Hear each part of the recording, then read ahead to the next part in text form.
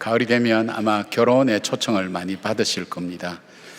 보통 바쁘니까 요즘은 결혼식 참석하더라도 혼주에게 인사하고 축의금 내고, 그리고 좀 더 바쁘면 바로 돌아오고, 좀 덜 바쁘면 준비된 식사를 하고 오는 분들이 있습니다. 그러나 좀 더 이제 온전한 축복이라 그래야 됩니까? 좀 더 이렇게 그런 분들은 시간이 걸려도 시간을 내어서 결혼식에 다 참여하죠. 또 신랑 신부의 모습도 보고 양가의 가정도 살피고 함께 축복하는 마음을 담아서 예식 순서 하나하나를 따라서 함께 할 때 참 결혼식에 참석했다 할 때 온전히 참석한 그런 축복한 그런 사람이다, 그래 이야기할 수 있습니다.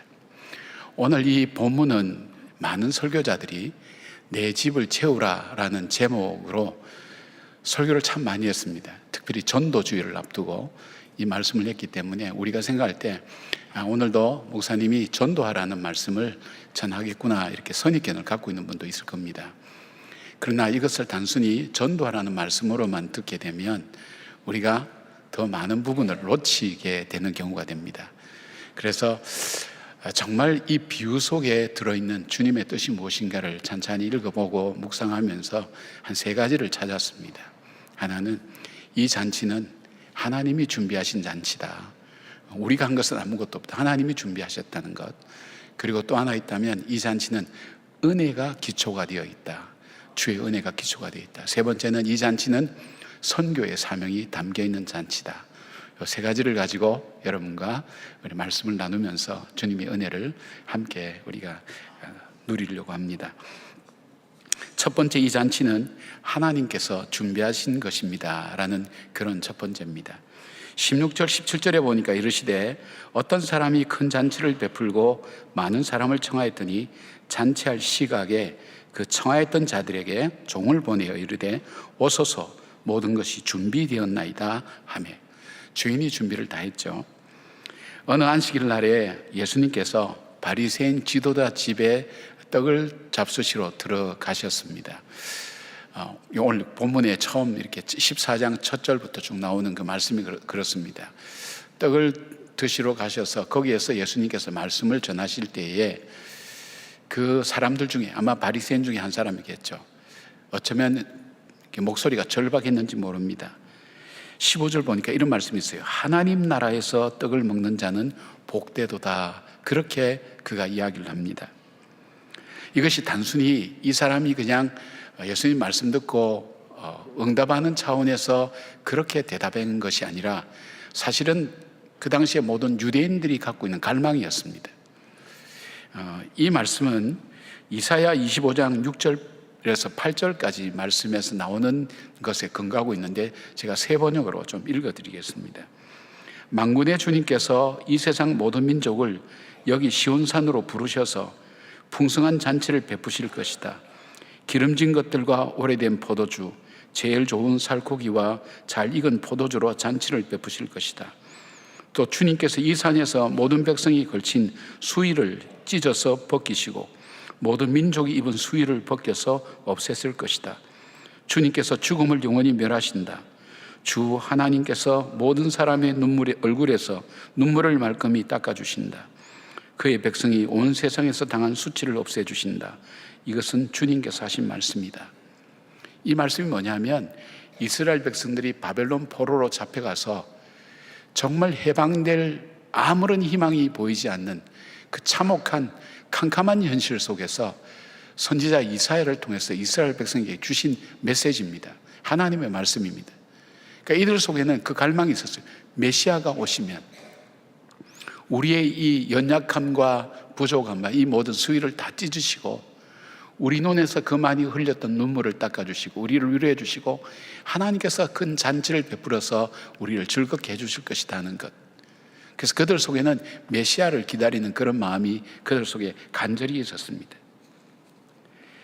그 잔치는 유대인을 비롯한 모든 민족이 함께 참여하는 잔치, 수치와 허물이 제하여지고 죽음이 멸하여지고 하나님의 백성의 얼굴에 눈물을 말끔히 닦아주는 바로 그 하나님 나라에서의 잔치.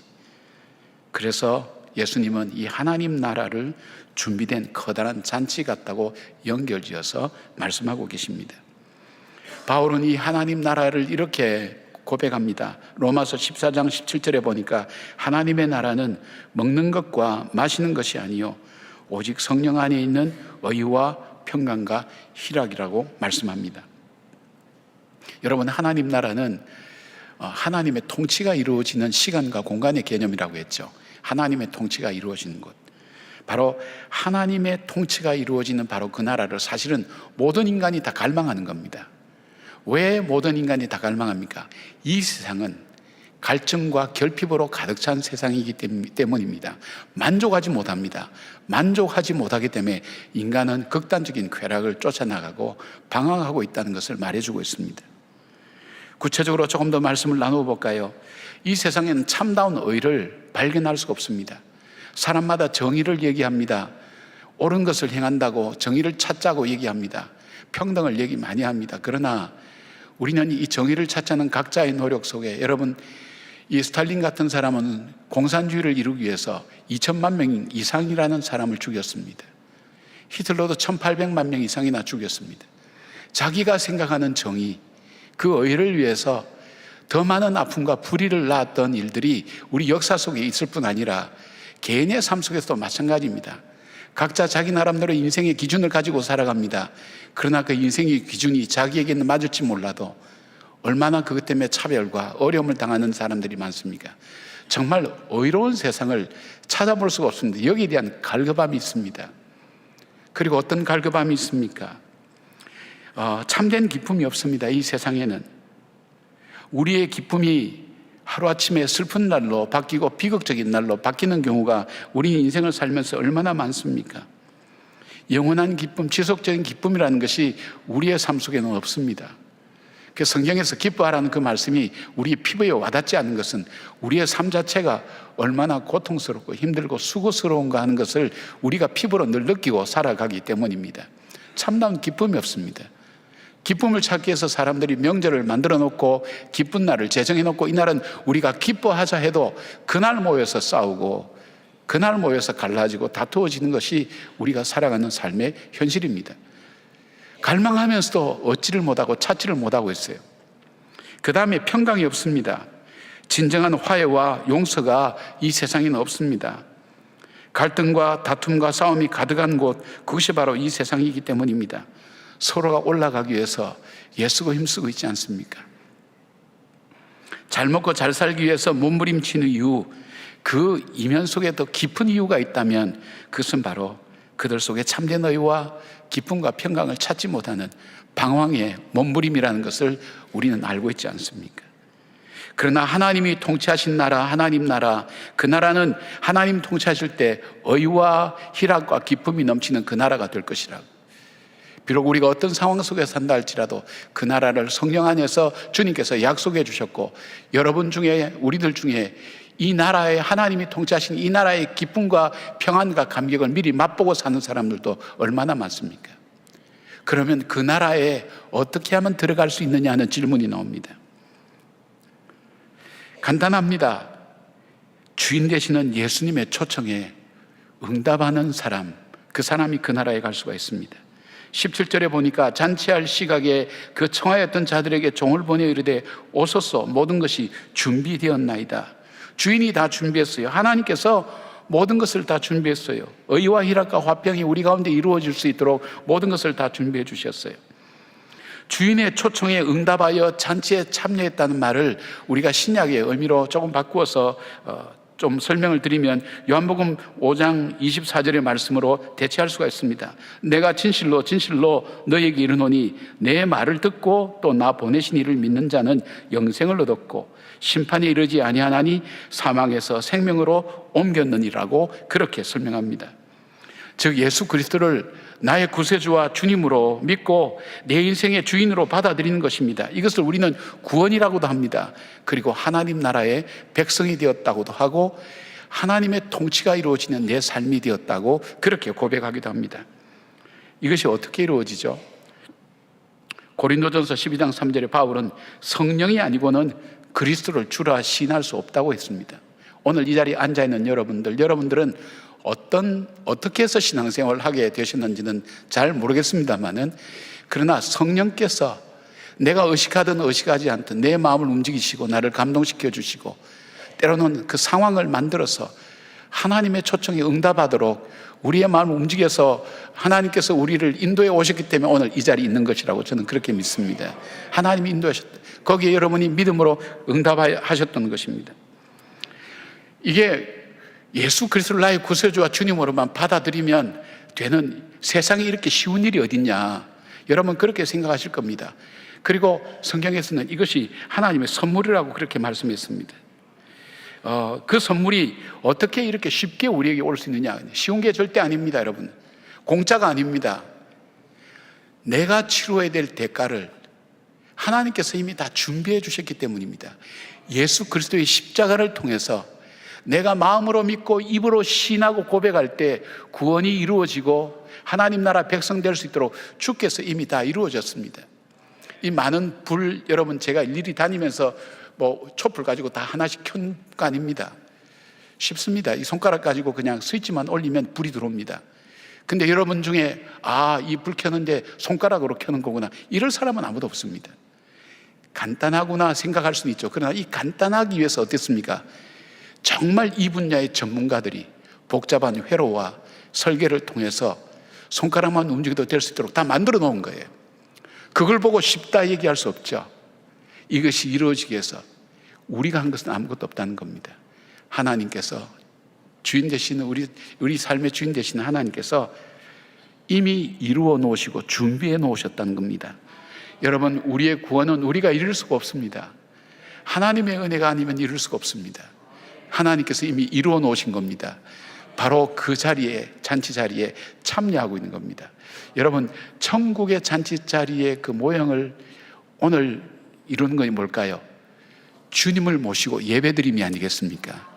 바로 이것이 천국에서 이루어질 하나님 나라의 공동체의 귀한 예배의 모습, 잔치의 모습이 바로 예배가 아니겠습니까?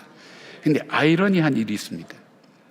오늘 이들은 그들이 그토록 기다리던 메시아를 그 잔치 자리에 두고도 메시아를 알아보지 못했습니다.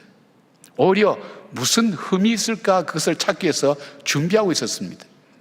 그들에게는 아무런 감동이 없었습니다. 그 주님의 말씀이 아무런 그에게 와닿지도 않았을 겁니다. 마찬가지입니다. 이 예배에 하나님께서 이 자리에 임재하시고 함께 하시고 우리와 함께 하신다는 그 믿음과 감격을 갖고 있는 거면 예배가 그냥 단순한 예배가 아닙니다. 이 자리에 임재하셔서 우리의 의와 희락과 화평을 주시는 하나님께서 이 자리에 함께 계시고 나를 그 백성으로 부르셨다는 그 감격과 기쁨이 예배를 통해서 고백될 수 있어야 됩니다. 그것이 메시아를 메시아로 보고 믿는 사람들이 반응하는 모습입니다. 여러분이 이미 응답하셨습니다. 그 축복을 누리셨습니다. 이 천국의 잔치, 그래서 훗날 주님께서 오실 때에 큰 잔치에 초대받을 여러분들 삶, 오늘의 예배를 통해서 그 삶을 미리 준비하고 예배하고 누리시는 저와 여러분 되기를 바랍니다. 이 잔치에 담긴 두 번째 의미는, 이 잔치는 하나님의 은혜로 이루어졌다는 것입니다. 하나님께서 베푸신 이 잔치에 우리가 누릴 수 있는 것은 전적인 하나님의 은혜임을 이 비유를 통해서 말씀하십니다. 옛날 유대인의 풍습은 사람들을 잔치에 초청할 때 두 번 초청한다고 합니다. 첫 번째는 잔치에 훨씬 앞서서 초청을 합니다. 그래서 약속을 받습니다. 이 약속을 받고 나면 잔치가 어느 정도 규모로 이루어질 것인지를 계획합니다. 그리고 잔치가 준비되면, 여기 보니까 그 시각에 그랬잖아요. 바로 그 타임, 그 시기를 얘기합니다. 임박해서 다시 초청합니다. 16절에 보면 많은 사람을 청하였다고 그렇게 되어 있습니다. 그런데 두 번째 초청에 모든 사람이 일치하게 사양하며 거절했다고 말씀하고 있죠. 21절에 보니까 그 소식을 듣고 주인이 노하였다고 말씀합니다. 그런데 주인은 잔치를 포기하지 않습니다.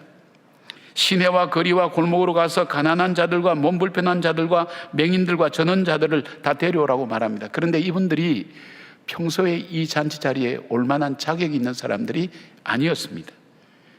율법에 의하면 이들은 잔치 자리에 올 수 없는 사람들이었습니다. 그런데 이들이 초대받아서 왔습니다. 올 수 없는 잔치 자리에 왔습니다. 그래도 자리가 남는다 그러니까 주인은 포기하지 않고 종들에게 명령합니다. 저 길에 가고 산 울타리가로 나가서 사람들을 강권하여 데려다가 내 집을 채우라고 그렇게 명령합니다. 이것은 이방인들에 대한 대상이 이방인들일 것이다, 그렇게 설명하고 해석하는 분들이 있습니다. 전혀 상종도 하지 않았던 그들, 전혀 율법으로 함께 할 수도 없는 바로 이들을 초청해서 그 잔치 자리를 채우는 것입니다. 원래 주인이 초청한 사람들은 어떤 사람들이었을까요? 잔치 자리를 빛내줄 만한 사람들이었을 것입니다. 당시로 말하면 바리새인이나 서기관이나 제사장 등의 최고의 계층들이었을 것입니다. 이들이 오지 않을 때 주님은 새로운 사람들을 초청합니다. 주인은 가난한 자들과 몸 불편한 자들과 맹인과 전원자들을 데려오라고 말씀합니다. 어떤 사람들일까요? 우리가 성경적으로 말하면 심령이 가난한 사람, 내가 아픔도 있고 고통도 있고 괴로움도 있고 남들한테 내세울 것도 없는, 그래서 마음이 가난해진 사람, 그 사람들은 이 초청에 응했다고 합니다.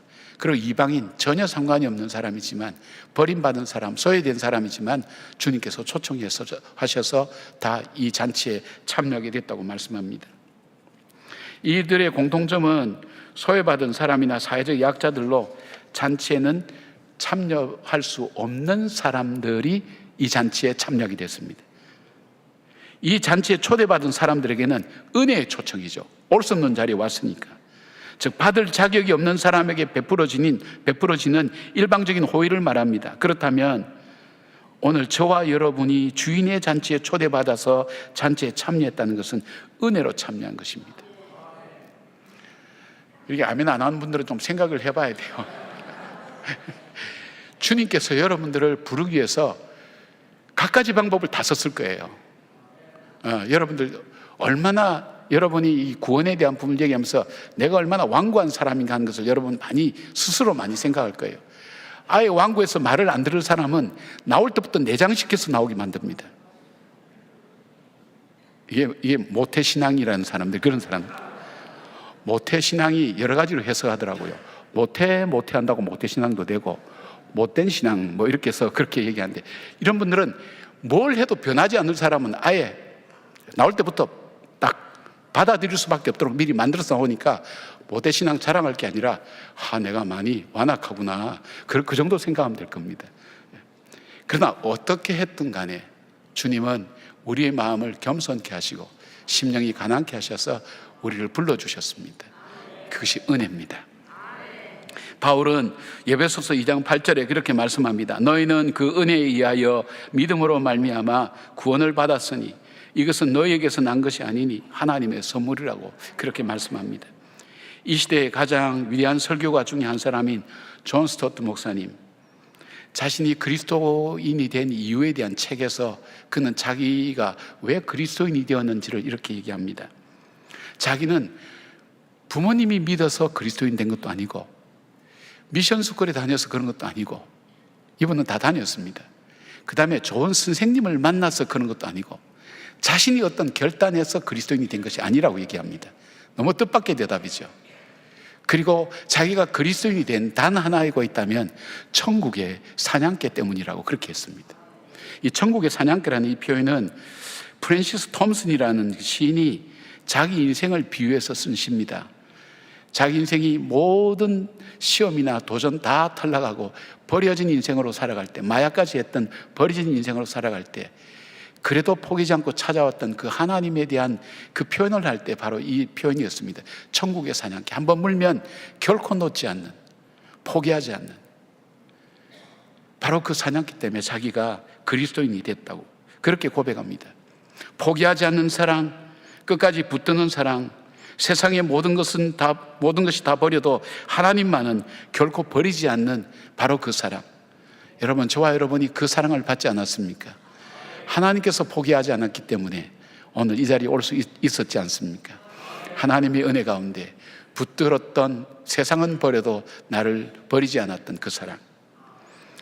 오래전부터 한국교회에 많이 불려진 찬양이 있습니다. 우리가 수요 예배 때마다, 기도할 때마다 처음으로 나온 찬양인데, 바로 그것이 뭐냐면 세상에서 방황할 때. 아마 여러분도 다 아실 거예요. 세상에서 방황할 때. 이 복음성가는 안철호 목사님이라는 분에 의해서 작사 작곡된 건데, 장애인 목사님인 전용대 목사님이 부르면서, 오살리 기도원에서 부르면서 시작됐다고 그런 얘기가 들려요. 4절까지 있는데 한 절만 제가 소개해 드릴게요. 세상에서 방황할 때 나 주님을 몰랐네. 내 맘대로 고집하며 온갖 죄를 저질렀네. 예수여, 이 죄인도 용서받을 수 있나요? 벌레만도 못한 내가 용서받을 수 있나요?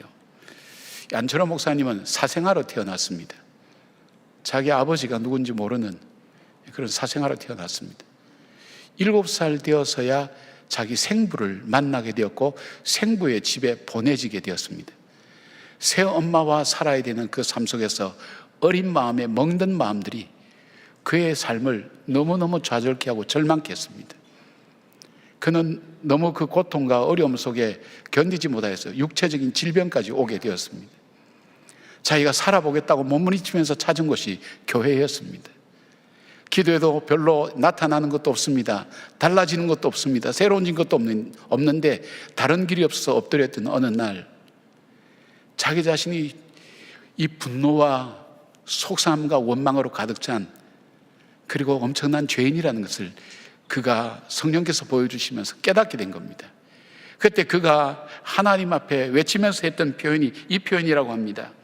주님, 나 같은 놈도 용서가 되겠습니까? 가슴을 치고 교회 마룻바닥을 치면서 통과할 때 요한일서 9장의 말씀을 하나님께서 주셨답니다. 만일 우리가 우리 죄를 자백하면 그는 미쁘시고 의로우사 우리 죄를 사하시며 우리를 모든 불의에서 깨끗하게 하실 것이요. 그래서 가사 중에 예수여, 이 죄인도 용서받을 수 있나요? 라는 가사가 만들어졌습니다. 포기하지 않았던 그 하나님의 은혜, 그 은혜를 가슴 깊게 누리면서 그 은혜 받은 사람의 그 풍성함, 풍요로움, 그것을 가지고 그는 자기의 삶을 이 사랑을 받지 못하고 이 은혜를 모르는 사람에게 증거하는 삶을 살기로 다짐하고 그는 신학을 하게 되었습니다. 사랑하는 여러분, 우리는 하나님 앞에 자격 없는 사람입니다. 구원받을 만한 자격이 없지만 주께서 왜 나를 사랑하시고 왜 나를 구속해 주신지 알 수 없습니다. 그건 아마 천국에 가면 우리가 주님께 여쭤봐야 될 부분이라고 생각해요. 그런 나를 끝까지 포기하지 않고 붙드셨던 주님, 인생의 바닥과 절벽에서도 결국 우리를 구출해내고 구원해 주신 그 주님, 그 사랑 때문에 오늘 저와 여러분들이 있습니다. 이것이 우리의 삶의 잔치입니다. 하나님께서 우리에게 주신 잔치의 삶인 것을 보게 됩니다. 세 번째로 이 잔치는 선교의 사명이 있는 잔치입니다. 23절에 보니까 주인이 종에게 이르되 길과 산 울타리로 가로 나가서 사람을 강권하여 데려다가 내 집을 채우라고 말씀합니다. 여기에 주인이 종들을 보냅니다. 오소서라고 청하라고 그렇게 합니다. 성경에 오라는 단어가 1900번 정도나 나온다고 그러니까 하나님의 간절한 마음을 보게 되죠. 보냄을 받은 종들이 가서 주인의 초청을 전합니다. 그런데 18절 보니까 다 일치하게 사양하여라고 말합니다. 이 말의 뜻은 주저하면서 내린 것이 아니라 단번에 거절하는 경우에 이 표현을 씁니다. 첫 번째 사람은 밭을 샀으니 아무래도 나가보아야 되겠다고 말을 합니다. 팔레스타인 지방에서는 밭을 살 때 신중합니다. 왜냐하면 볕이 잘 들고 농사가 잘 되는 땅을 찾기가 쉽지 않기 때문입니다. 그래서 일반적으로 밭을 살 때는 미리 꼼꼼하게 살펴보고 그리고 그 뒤에 이 밭을 구입을 합니다. 그런데 이 사람은 사고 난 뒤에 밭을 보러 간다는 것입니다. 앞뒤가 안 맞는 이유죠. 결론은 자기 일이 바쁘기 때문에 초청에 응하지 못하겠다는 이유입니다. 두 번째 사람은 소 5겨리를 샀으며 시험하러 가니라고 변명합니다. 소 5겨리면 10마리 정도 되죠. 농사의 절대적인 도구인 이 소를 사는 것은 사기 전에 잘 살펴보고 신중하게 결정하고 시험해보고 그렇게 사게 되어 있습니다. 왜냐하면 소가 약하거나 병들거나 하면 짝을 맞출 때 농사를 지을 수가 없습니다. 그러니까 소를 사는 사람은 한 겨리로 이렇게 사는 사람들은 반드시 그 소를 시험해 봅니다. 이것이 가능한지. 이것이 상식입니다. 그런데 이 사람은 사놓고 시험하러 간다고 그랬으니까 뭘까요? 마음이 없다는 얘기입니다. 세 번째 사람은 나는 장가를 들었으므로 가지 못하겠다고 말합니다. 율법적으로 그럴듯한 핑계입니다. 그러나 마음만 먹으면 잔치날인데 아내와 함께 참석할 일도 있었을 것입니다. 그래서 거절합니다. 근데 그들의 거절의 이유는 똑같습니다. 세상의 일과 자기 일이 중요하다고 여기기 때문에 잔치에 참여 못하겠다고 거절하는 것입니다. 여기서 주인의 명령이 무엇입니까? 보내었다 또는 나가라 하는 그런 단어입니다. 이 단어는 선교적 의미를 담고 있습니다. 여기에 종들의 순종을 볼 수 있습니다. 잔치를 위해 주인은 사람들을 초청하기 위해서 종들을 보내고 또 나가도록 명령합니다. 무려 4차례나 그렇게 하게 됩니다. 사람들이 거절해도 가서 데려오라고 말씀합니다. 23절 보니까 나가서 사람을 강권하여 데려다가 내 집을 채우라고 명령합니다. 설교할 때 강권하여를 굉장히 많이 강조하죠. 데려오는 것뿐 아니라 이 잔치 자리를 사람들로 채우라고 말합니다. 종들은 거절당해도 평소에 소외된 지역이라 잘 가지 않는 거리에도, 그리고 전혀 상종하지 않는 성읍 밖에 이방인들에게도 나가서 주인이 전하라고 하는 이 말씀을 강권하여 자리를 채우게 됩니다. 여기에 강권하여라는 이 단어는 아난카조라는 단어를 쓰는데, 이것은 폭력적인 수단을 사용하지 않고 동원한 강제가 아니라 설득이나 간청에 의해서 반드시 이루어져야 될 필연적인 사실을 둘 때 이 강권하다는 이 표현을 씁니다. 종들은 무시당하고 거절당하고 평소 가지 않는 지역이나 성 밖의 마을 이방인들에게도 가서 설득하고 간청해서 손님들로 잔치는 채워집니다. 이 종들을 통해서 우리가 봐야 될 것은 바로 선교의 사명이 우리에게 있다는 것을 우리는 알아야 됩니다. 요한복음 20장 21절에 아버지께서 나를 보내신 것 같이 나도 너희를 보내노라. 요한복음 6장 39절에 나를 보내신 이의 뜻은 내게 주신 자 중에 내가 하나도 잃어버리지 아니하고 마지막 날에 다시 살리는 이것이니라. 디모데전서 2장 4절 하나님은 모든 사람이 구원을 받으며 진리를 아는 데에 이르기를 원하노라고 말씀합니다. 이 말씀은 우리에게 구원을 베푸시는 하나님의 강력한 의지와 뜻을 나타냅니다. 우리는 성령님을 통해 올 수 없는 자리에 초청받았습니다. 예수님을 통해 받을 수 없는 구원의 축복과 하나님의 자녀란 놀라운 선물을 받았습니다. 그 주님이 우리를 다시 삶의 현장으로 보냅니다. 거절당해도 평소에 잘 알지 못하는 것 못해도 심지어는 전혀 모르는 사람과 다양한 삶의 위치에 있는 사람에게 이 복음을 전하는 삶을 가지고 있습니다. 우리는 행복 나눔 모임을 통해서 이 말씀 앞에 순종하고 있습니다. 또 송구영신 예배 때 한 영혼을 작정해서 전도를 위해 지속적으로 기도하고 애쓰겠다고 이 영혼이 구원되기를 원하는 마음으로 기도하고 있는 줄 압니다. 우리가 초청하는 것은 단순히 교회에 나와보라는 초청이 아닙니다. 하나님이 준비해 놓으시고 예배해 놓으신 이 구원의 잔치, 어린 양의 혼인잔치에 이분들을 초청하는 것입니다. 이 잔치는 마지막 날 이루어질 천국 큰 잔치의 작은 모형과 같은 것입니다. 주님의 말씀을 따라서 강권하여서 구원의 축복을 받도록 하는 것, 이것이 우리에게 주어진 사명인 것입니다. 제가 이전 교회에서 사역할 때의 일입니다. 한 자매가 있었는데 지금 기억이 꽤 오래된 얘기입니다. 20년이 넘은 얘기니까 고등학생 같았어요. 여고생이었어요.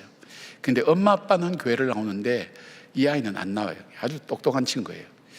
그래서 너 엄마 아빠 교회 나오는데 너는 교회 왜 안 나오니? 와서 신앙생활 해라. 같이 하자. 그러니까 이 아이가 뭐 아주 예의 차려서 그래요. 목사님, 제가 대학에 들어가면 나올게요. 그렇게 얘기를 하더라고요. 몇 번 그러다가 이제 뭐 대답도 야무지게 하고 의지도 분명한 것 같고 그래서 대학 가면 나오겠다 생각하고 그 다음에 이제 제가 그 임지를 떠났어요. 근데 얼마 뒤에 들려온 얘기가 이 아이가 좋은 대학에 들어갔어요. 가는데 대학 1학년 때 길 가다가 심정지가 와서 세상을 떠났다는 얘기를 들었어요. 참 그때 죄책감이 많이 들었어요. 가장 마음에 걸렸던 것이 이 강권이라는 이 표현이었어요. 내가 설득력 있게 끈질기게 그때 이 복음을 전했더라면, 이 아이에게 전했더라면, 이 아이가 만약에 하나님 심판대 앞에 서서 그때 목사님이 나를 강권하여 하나님 말씀대로 강권하였다면 제가 구원을 받지 않았을까요? 이렇게 이야기를 한다면 저는 할 말이 없는 겁니다. 왜 우리가 강권해야 될까요? 여러분, 우리의 인생은 알 수 없습니다. 우리가 예상하지 못한 일들이 이 땅에는 얼마나 많이 일어납니까? 어느 날 갑자기 일어나는 그런 일들, 내가 감당할 수 없는, 예상할 수 없는 일들, 하나님의 생명의 주인이신 하나님께서 불러갈 때 그때가 언제인지 아무도 알 수 없습니다. 그렇다면 내가 오늘 전하지 않으면 이 사람은 복음을 들을 마지막 기회를 놓치는 거라는 생각을 여러분과 제가 한번 할 수 있다면, 하나님의 그 끈질긴 강권함으로 인해서 내가 구원함을 받고 하나님의 백성이 되었고 하나님 나라의 귀한 백성이 되었는데, 하나님의 자녀가 되었는데, 그 은혜를 누렸는데, 그 은혜를 누린 우리에게 그 주인 되신 주님께서 나가서 이 복이 너희들만의 복이 아니라 그 복이 나누어지고 함께 많은 사람을 구원받는 그 복이 되도록 하라고 주님께서 말씀하신 그 말씀 앞에 우리가 순종하지 못한다면 우리는 선교적 사명을 잃어버린 것과 마찬가지입니다. 저는 강권하라는 표현을 이렇게 사용합니다. 지난 시간 말씀을 통해서 지혜롭게 살으라고, 때가 악하니라 그래 말씀하셨죠. 지혜롭게 살으라고. 이것은 뭐냐면 우리가 복음을 전할 수 있을 때에 복음을 전해라는 말씀. 그런데 강권하라는 것은 기회를 만들어서 복음을 전하라는 거죠. 여러분, 참 중요한 얘기입니다. 저에게 자녀들이 교회 안 나오는데 어떡할까요? 물어오는 분들이 가끔 있어요. 제가 어떻게 대답해야 될까요? 강권하세요. 그렇게 얘기하면 이 강권이라는 단어를 알지 못하면 혹시 오해할 거예요. 그래서 때가 되면 하나님께서 하실 겁니다. 계속 강권하여서 권고하면 될 겁니다. 그 때를 얻든지 못 얻든지 전하면 됩니다. 그렇게만 얘기합니다. 기도하세요. 하나님께서 기회를 주시겠죠. 그렇게 얘기합니다. 그러나 사실은 하고 싶은 얘기가 기회를 만들어서 전하십시오. 왜요? 우리의 인생은 우리 것이 아니기 때문입니다. 우리에게 기회가 언제까지나 주어진 것은 아닙니다. 지혜로운 사람은 그 기회를 놓치지 않습니다. 더 지혜로운 사람은 기회를 만들어서 주님 앞에 순종하는 삶, 그리고 이 복된 것을 나누는 그런 삶을 살게 됩니다. 강건하는 기도를 하나님께도 올려드려야 되겠지만 동시에 전할 대상에게도 간절함을 갖고 전해야 됩니다. 오늘 이 자리, 예배 자리는 우리 하나님께서 베푸시는 잔치 자리입니다. 그리고 앞으로 어린 양 큰 잔치에 초대받아서 하나님이 예비하신 복을 누릴 분들입니다. 복 받은 분들입니다. 아멘이죠. 예. 근데 이 복이 나만의 복이 아니라 내 가족의 복이 되고 내 이웃의 복이 되고 주님께서 나에게 말씀하기를 원하시는 그 사람에게 전하는 그 복으로 나누어지는 그런 마음의 간절함이 저와 여러분 속에 일어나서 이 잔치를 말씀하신 하나님 뜻에 순종하고 그 말씀을 따라 살아가는 우리 모두가 되기를 주님의 이름으로 축복합니다. 아멘. 기도하겠습니다. 140년 전 버려진 땅, 흑암의 땅, 이 조선 땅에 이 복음의 빛을 진 마음에 부담을 안고 죽음을 각오하고 이 땅에 왔던 선교사들, 그들의 헌신이 없었다면, 그들의 희생이 없었다면, 그들의 복음 전함이 없었다면, 그들의 피값이 없었다면 오늘 이 복음이 나에게까지 올 수 없었을 것입니다. 일제의 하나님 어려움 속에서도 이 믿음 지켜내고 하나님 교회를 지켜냈던 믿음의 선조들이 없었다면, 전쟁통에 하나님 그래도 믿음으로 살겠다고 몸부림쳤던 하나님의 사람들이 없었다면 오늘 이 복음은 여기까지 올 수 없었고 우리 교회도 없었을 것입니다. 하나님 말씀, 바로 하나님의 명령, 그 복이 나만의 복이 아니라 흑암과 어둠에 있는 사람들에게 동일하게 나누어져야 될 그 복이라는 것을 우리에게 알려주시고 그 복음을 증가하기를 원하셨던 그 주님, 조선 땅에 와서 도착한 지 다음날 세상을 떠난 사람들, 바로 그런 선교사님들도 있고 이 땅에 아내와 자녀들도 묻고 자기도 일평생 헌신하며 이 땅에 묻혔던 선교사님들의 귀한 하나님 빚진 것이 있습니다.